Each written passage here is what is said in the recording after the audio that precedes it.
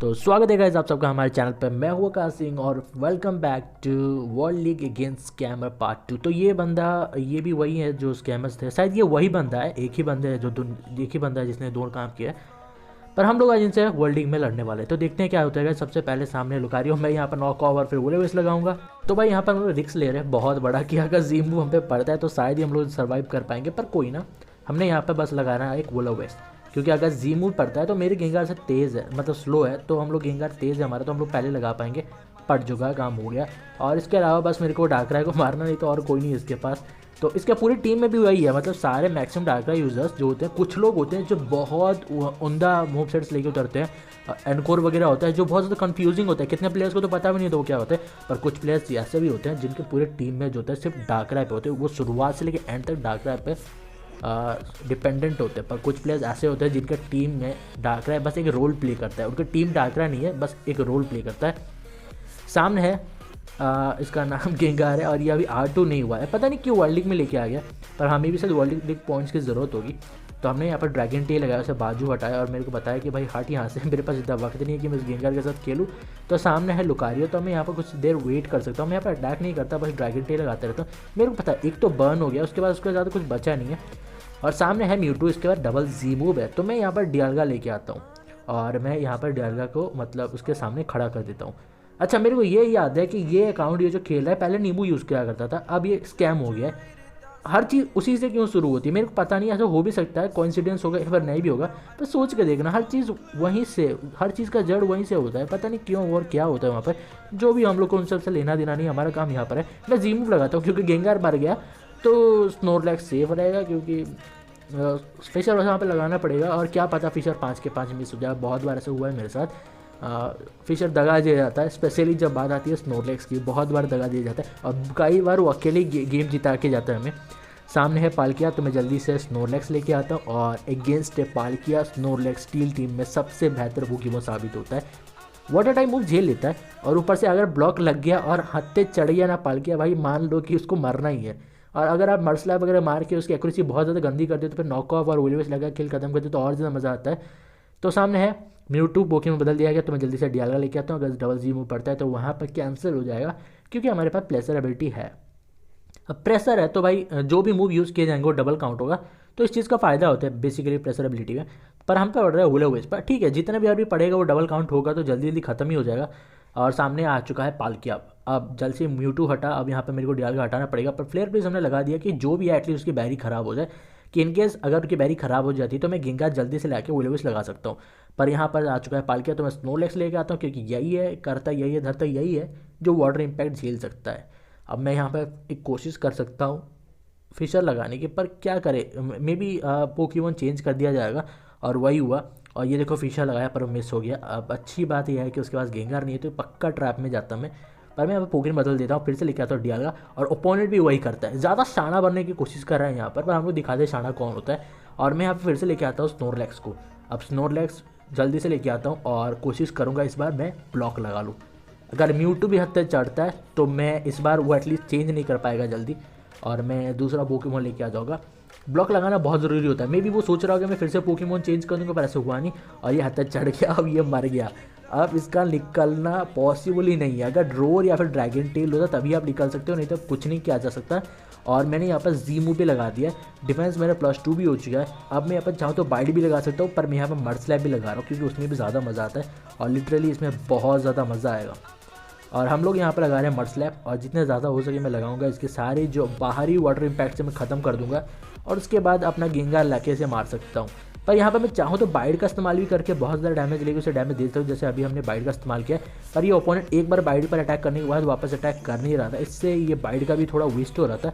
पर बाइट अगर लोग कहो कि भाई बाइट और काउंटर में से ज़्यादा बेहतर कौन होता है, तो मेरा मानना होता है बाइट होता है, क्योंकि काउंटर जो होता है वो एक टर्न डैमेज लेगा, उसका एक टर्न दे देगा, पर वो सिर्फ फिजिकल अटैक के अगेंस्ट काम करता है, ठीक है। पर वो स्पेशल अटैक के अगेंस्ट क्या करेगा, कुछ नहीं कर पाएगा, वो फेल हो जाएगा। पर जो बाइट होता है वो स्पेशल अटैक के अगेंस्ट भी काम करता है, स्लीप टॉक के अगेंस्ट भी काम करता है, जहाँ की काउंटर जो होता है स्लीप टॉक के अगेंस्ट फेल हो जाता है, पर बाइट स्लीप टॉक के अगेंस्ट भी काम करता है। घोस्ट टाइप मूव्स तक को बाइट सुपर इफेक्टिव डैमेज में तब्दील करके मारता है, तो कोई भी पोकेमॉन बाइट से इम्यून नहीं होता। अगर इनकेस कोई पोकेमॉन 2 टर्न आपको डैमेज देने का पोकेमॉन बदल भी देता है ना, तो भाई उसको डैमेज पड़ेगा, पोकी बॉल के अंदर घुस के मारेगा स्नोरलेक्स पर, मारेगा ज़रूर। तो ये बात मेरे को बाइट की बहुत ज़्यादा अच्छी लगती है। डिसएडवांटेज एक है जो बहुत ही गंदा है कि 2 टर्न्स लग जाते हैं, क्योंकि पहली बार डैमेज देने के बाद कई सारे ओपोनेंट्स होते हैं भाई मेरे, अरे या तो बाइट यूज़ करे मैं अटैक नहीं करूँगा, और वो बच जाते हैं। पर मैक्सिमम टाइम ऐसा नहीं होता, कभी कभार वो बहुत ज़्यादा डैमेज दे देते हैं। अगर वहाँ पे बचने भी कोशिश करेंगे तो बच नहीं पाएंगे, क्योंकि उसको डबल लेना पड़ेगा, और डबल आपके पास होना चाहिए उतनी एचपी, अगर नहीं होगी तो पक्का मरोगे। पर कुछ लोग ज़्यादा डैमेज नहीं दे पाते, जैसे पालकिया है, तो ये बच जाते हैं, थोड़ा टाइम ले लेते हैं, जितना टाइम टिकना होता है टिक जाते हैं। जैसे अभी आप देख सकते हो एक भी हमारा फीचर हिट नहीं हो रहा है, और मेरे को पूरा भरोसा होगा भी नहीं, और तो हम लोग यहाँ पे कुछ नहीं कर सकते। देखो एक भी नहीं हिट होने वाला, पर क्योंकि इसके वाटर इम्पैक्ट्स खत्म हो रहे हैं तो ये मेरे लिए ज़्यादा अच्छी बात है। एटलीस्ट ऐसे कोई पोकेमॉन के अगेंस्ट ये बेछूट वाटर इम्पैक्ट यूज़ नहीं कर पाएगा। मैं स्टीलिंग्स अगर यूज़ करूँगा तो वहाँ पर वाटर इम्पैक्ट नहीं आएगा, और ये अच्छी बात है। तो यहाँ पर हम लोग फिशर पे फिशर लगा चुके हैं, पर फिशर सारे खत्म हो चुका है। मैं बस यहाँ पर स्टेल कर रहा हूँ, स्टेल नहीं, मैं एक्चुअली इंतजार कर रहा हूँ कब वो वाटर इम्पैक्ट यूज़ करेगा, मैं बाइट से मारूंगा, पर ऐसा नहीं होता है।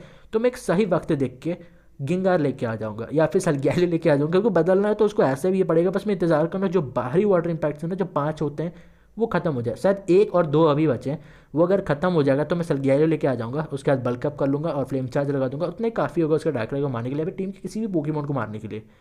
पर यह बंदा टिका पड़ा है, ये सिर्फ स्लिप टॉक वाला ही यूज़ कर रहा था, और ये पूरा तय इसको पता है कि अगर ये उसको यूज़ नहीं करता, मतलब बाहर वाले को सेव करके रखता है, तभी आगे चल के इस पालके को यूज़ कर पाएगा, नहीं तो इसका पालके वेस्ट हो जाएगा। तो इस चीज़ को जो पता है, तो इसलिए बार बार ये स्लिप टॉक वाला यूज़ कर रहा था, और मैं बेचारा बाइट पे बाइट यूज़ किए जा रहा था, और इसका एक भी मूव हिट नहीं हो रहा था। पर मैं रिस्क नहीं लेना चाहता, अगर मैं अच्छा ये चला गया, बहुत तेज चला गया, और ये उससे पहले वाले बैटल का रिजल्ट है।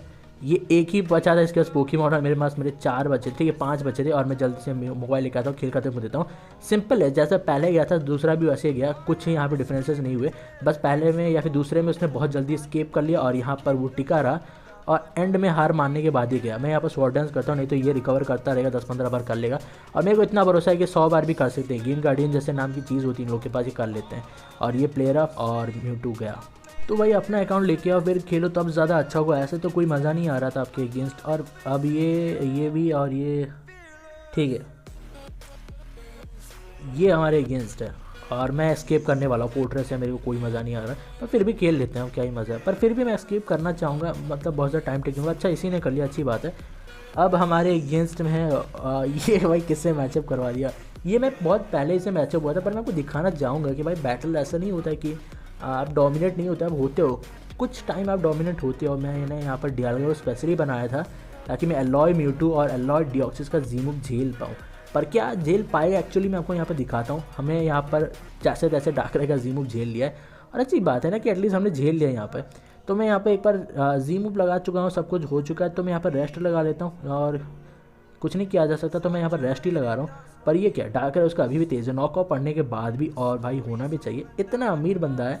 सारे के सारे आर से मैंने हो रखे हैं, और ये हो कर भी देगा। इसके बहुत सारे सूट है भाई, फायर सूट है, डार्क सूट है, और ये एलॉय वाला ठीक है, हार्ड सूट भी है। हर सूट के सबसे बेहतरीन पोकेमॉन बंदे के बाद पास है, और हर चीज़ में ये बंदा कंप्लीट है, हर चीज़ में कंप्लीट है, हर पोकेमॉन है इसके पास। और ये सबसे ज़्यादा मतलब पोकीडेक्स कलेक्शन में सबसे ज़्यादा पोकेमॉन इसी के पास है, जितना मेरे को आज तक पता चला है।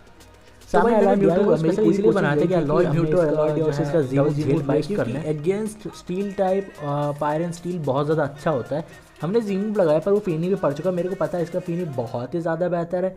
और कहीं से भी आप देखो ना, ये बंदे ने कहीं भी कॉम्प्रोमाइज़ नहीं किया है। सारे बेहतरीन पोकेमॉन्स इसने एक सूट में डाल दिया, मतलब एक टीम में डाल दिया, और सबको लेके उतर चुका है वर्ल्ड लीग में। सही है भाई, इतना ज़्यादा पैसा तो कुछ भी मुमकिन हो। तो हम लोग यहाँ पर क्या कर रहे हैं, अपनी स्नोलेक्स लेके आ चुके हैं। मैं लगा चुका हूँ जी मूव, और फायर डाकरा डेड है। मेरे को तो पहले 1-2 सेकंड तक यकीन नहीं हुआ कि डेड है या नहीं है, इसलिए मैं यहाँ पर रुका रहा, और गेम भी थोड़ा चौंक गया कि भाई सच में डेड है। तो थोड़ा वहाँ पर रुका हुआ, ऐसा लगा, मेरे को लगा रहा था सिचुएशन कि हाँ गेम भी रुक गया, क्या सच में डेड हो गया। पर कोई ना, सच में डेड था। अब मैं जल्दी से डियालगा लेके आता हूँ, क्योंकि कोई भी अपना एक पोकेमॉन खोने के बाद गुस्से में आएगा और जी मूव लगाएगा, और ये बंदा भी वही था। जी मूव हो चुका है इसका वेस्ट। अब मैं सलग्यारियो लेके आ सकता हूँ, आराम से फ्लेम चार्ज लगा सकता हूँ, या फिर चाहो तो अपना स्नोरलैक्स भी लेके आ सकता हूँ, और बाइड लगा के कर सकते हैं ख़त्म। अब हम लेके आ चुके हैं अपने स्नोरलैक्स को, और इसके पास मैं क्या देख रहा हूँ भाई, मेरी आंखें ख़राब ना हो जाए, इसके पास फोकस ब्लास्ट था। और ये तो भाई ठीक है, ये भाई ये गंदा था, और गया हमारा बेचारा प्यारा सा स्नोरलैक्स, डेड है। ठीक है कोई ना, सलग्यारियो अभी भी हमारे पास है, तो ये बचा लेगा। ये पक्का बचा लेगा, मेरे को पता है। मैं यहाँ पर फ्लेम चार्ज लगाता हूँ, हम पर पड़ा है नॉक ऑफ, और कोई ना, हम यहाँ पर फ्लेम चार्ज लगा चुके हैं। हमारा अटैक बूस्ट हो चुका, ठीक है, स्पीड बूस्ट हो चुका। एक और बार लगाऊंगा, इसके बाद डार्क पल्स भी है, मतलब नॉक ऑफ है, डार्क पल्स है और फोकस ब्लास्ट है, उसके साथ R2 मूव है, ठीक है। 4 मूव्स ये हैं इसके, पर एटलीस्ट हमें पता तो चला क्या क्या मूव्स हैं इसके पास। सामने है सलग्यालियो, ठीक है, यह तो भाई ग्राउडॉन आ चुका है, इसके पास ग्राउडॉन भी था। अगर मैंने पहले ध्यान से देखा होता ना कि इस बार ग्राउडॉन है, तो मैं बैटल नहीं करता, मेरे को रिजल्ट पता ही हो जाता, क्योंकि ग्राउडॉन है तो भाई मेरे को नहीं लगता कि हम लोग झेल पाएंगे।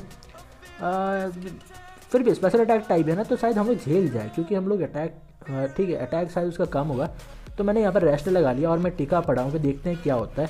इसके बाद सुइकून भी है और ये R6 से भी है, ठीक है, कहीं से भी कॉम्प्रोमाइज़ नहीं हुआ है, पूरा का पूरा टीम ही सही है। अब रोर पड़ा है हम पे, ठीक है, ये भी सही है, कहीं से कुछ गलत नहीं है। मेरे को अभी तक सारी चीज़ें सही लग रही है, पर मैं यहाँ पर जीमू लगाता हूँ। मेरे पास सुइकून को लग रहा है ना ऐसे कि वो रोर लगाएगा, ठीक है, मेरे को लगा जीमू डबल लगाएगा, पर ये क्या, ये रोर लगा रहा है, ये भी सही है। ये तो भाई हमारे साथ गलत हो गया, मेरे को शायद जीमू बचाना चाहिए, इतने जल्दी वेस्ट नहीं करना चाहिए, पर हाँ ये गलत हो गया है, बहुत गलत हो गया। पर हमारे सलग्यालियो के लिए टर्न मिल गया हमें। यहाँ पर एटलीस्ट हम लोग ट्राई कर सकते हैं सलग्यालियो उठने का, अगर उठ जाता है तो अच्छी बात है, नहीं उठता है तो ये ग्राउंड उठा देगा हमेशा के लिए, मेरे को पता है।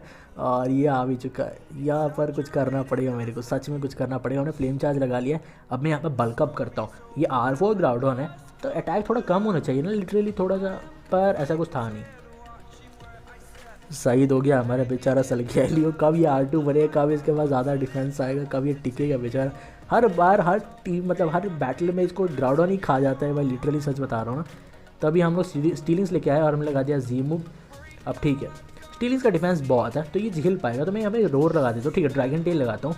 और देखो एक लैंड ऑफ ऑरिजिन पड़ा, पर झेल लिया और फिशर हिट हो गया। फिशर हिट हो गया, काश ये पहले हिट हुआ होता, काश ये पहले हमने ट्राई किया होता, तो एटलीस्ट वो जो ग्राउडॉन था वो डेड हो जाता पहले और सलग्यालियो भी जिंदा रहता, तो मेरे बहुत सारे पोकेमॉन्स अभी, मतलब ज़्यादा बेहतर होता टीम।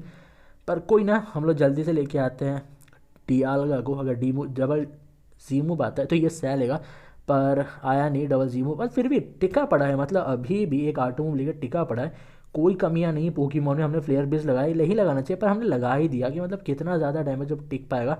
अब मैं जल्दी से पोकेमॉन बदल देता हूँ, पर हमने बदला नहीं, अभी भी खड़ा रखा है। और एक और R2 मूव झेल लिया भाई। अब आप समझ सकते हो ना कि कितना ज़्यादा इफेक्टिव, टाइप इफेक्टिव का एडवांटेज होता है डियालगा की तरफ जब बात आती है अलॉय म्यूटू के। इसीलिए मैंने इसे बहुत वक्त पहले बनाया था, क्योंकि उस वक्त लुकारियो के जी मूव और अलॉय म्यूटू के जी मूव्स बहुत ज़्यादा हावी हो रहे थे सब पे। और मैंने उस वक्त सोचा कि भाई टाइप इफेक्टिवनेस का एडवांटेज लेते हैं, और ये बहुत ज़्यादा सही साबित हुआ आज तक। अब मैं डियालगा को लेके आता हूँ, कोशिश ये होगी कि हम लोग रेस्ट लगा लें, पर मेरे को पता है कि अब ये कुछ नहीं कर सकता, इसको मरना तय है, क्योंकि उसके सारे पोकेमॉन से तेज़ हैं। तो मैं बस यहाँ पर टाइम ही वेस्ट करूँगा उसका। कोई ना, मैं यहाँ पर पोकेमॉन बदल देता हूँ, एक R2 मूव और 10,000 डैमेज मेरे मोबाइल पे।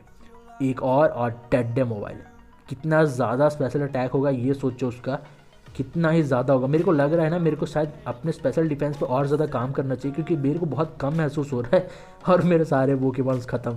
पर कोई ना, मज़ा आया, हार के भी मज़ा आता है कभी कभी, बहुत ज़्यादा। यहाँ तो भाई अलग ही लेवल का मज़ा आया। और होप गाइस, वीडियो अच्छी लगी और मिलते हैं आपसे नेक्स्ट वीडियो में।